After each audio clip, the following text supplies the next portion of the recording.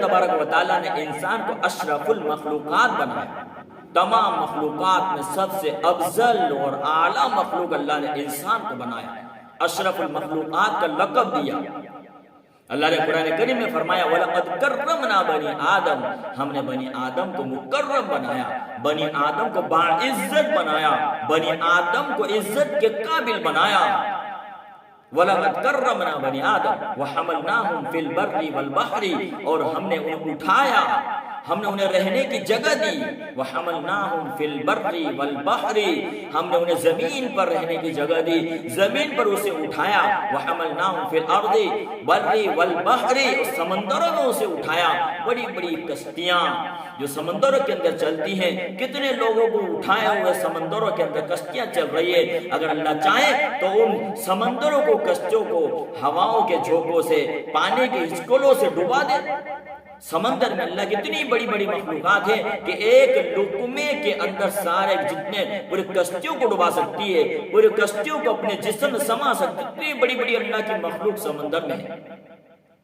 رزقناہم من الطیبات، تمہیں پاکیزہ چیزوں سے اللہ نے روزی عطا فرمائی، تازہ روزی عطا فرمائی۔ وَفَضَّلْنَاهُمْ عَلَىٰ كَثِيرٍ مِّمَّنْ خَلَقْنَا تَفْضِيلًا، اور ہم نے تمہیں فضیلت دی، ہم نے بنی آدم، ہم نے انسان کو فضیلت دی۔ عَلَىٰ كَثِيرٍ مِّمَّنْ خَلَقْنَا تَفْضِيلًا، ہم نے جتنی مخلوقات اللہ تعالیٰ نے پیدا کی، تمام مخلوقات میں سب سے افضل اور سب سے زیادہ فضیلت والا اللہ نے انسان کو بنایا ہے۔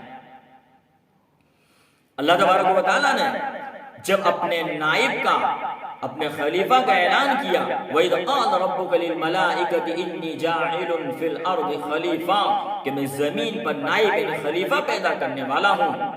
قَالُوا أَتَجْعَلُ فِيهَا مَن يُفْسِدُ فِيهَا وَيَسْفِكُ الدِّمَاءَ، کہ کیا کہتا ہے کہ تو زمین پر اپنا خلیفہ نائب پیدا کرے گا؟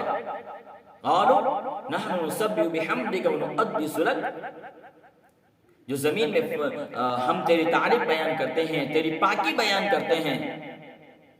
جو زمین پر فساد برپا کرے گا، زمین میں خون بہائے گا۔ قَالُوا أَتَجْعَلُ فِيهَا مَن يُفْسِدُ فِيهَا وَيَسْفِكُ الدِّمَاءَ، کہ جو زمین پر فساد مچائے گا، جو خون بہائے گا۔ ہم تیری تعریف بیان کرتے ہیں، تیری پاکی بیان کرتے ہیں۔ جب اللہ تبارک و تعالیٰ نے اپنے خلیفہ اپنے آدم علیہ السلام کو پیدا کرنے کا ارادہ کیا، زمین میں خلیفہ بنانے کا پیدا کیا، تو اللہ تبارک و تعالیٰ نے فرشتوں کے سامنے بات رکھی۔ فرشتوں نے فوراً سوال کیا کہ اللہ تبارک و تعالیٰ سے کہ جس انسان کو تو خلیفہ بنا کر زمین میں بھیجنے والا ہے، وہ تو خون بہائے گا، وہ تو بموں کے دھماکے کرے گا، قتل و غارت کرے گا، وہ تو چلا کہ حضرت انسان یہ زمین پر جا کر سالے گل کھلائے گا۔ فرشتوں نے اس بات سے قیاس کیا کہ انسان کو جو پیدا کیا گیا ہے وہ 4 چیزوں سے پیدا کیا گیا ہے، مٹی، ہوا، پانی اور آگ۔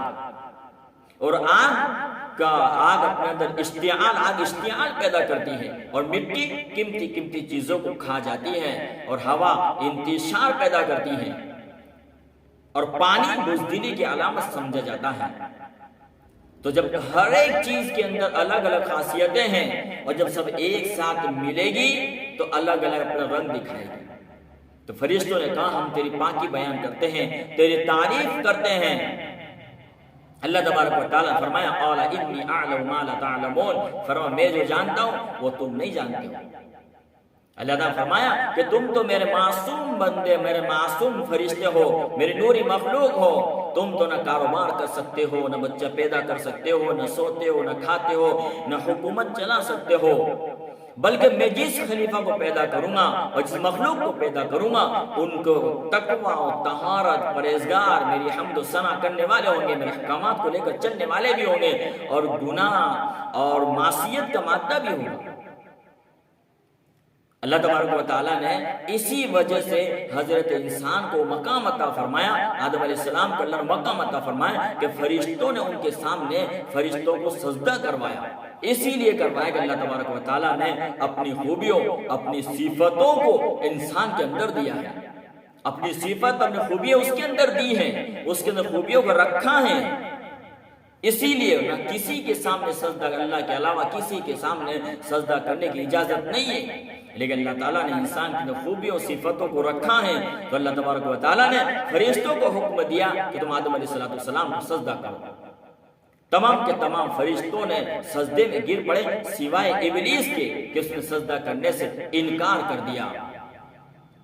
ہوا ابلیس اسی کے سامنے جھکنے سے انکاری، ہوا ابلیس اسی کے سامنے جھکنے سے انکاری۔ یہی امتیاز تھا آدم کا جس سے جل گیا ناری۔ اللہ نے انسان کو اشرف المخلوقات بنایا، اور اگر خاکی اور نوری مخلوق سے افضل اور اعلیٰ ہیں، دیکھیے جناب محمد رسول اللہ صلی اللہ علیہ وسلم جب معراج پر گئے اور جب ساتوں آسمانوں پر گئے اور جنت و جہنم کی سیر کی، بہت کچھ اللہ کے نبی صلی اللہ علیہ وسلم دیکھا، لیکن جب سدرۃ المنتہا پر پہنچے تو جبریل علیہ السلام ساتھ چھوڑ کر چل دیے، یہ کہہ کر الگ ہو گئے اس سے اوپر میں نہیں جا سکتا، اگر میں ایک پر کے برابر بھی اگر اوپر گیا تو میں جل کر راکھ ہو جاؤں گا۔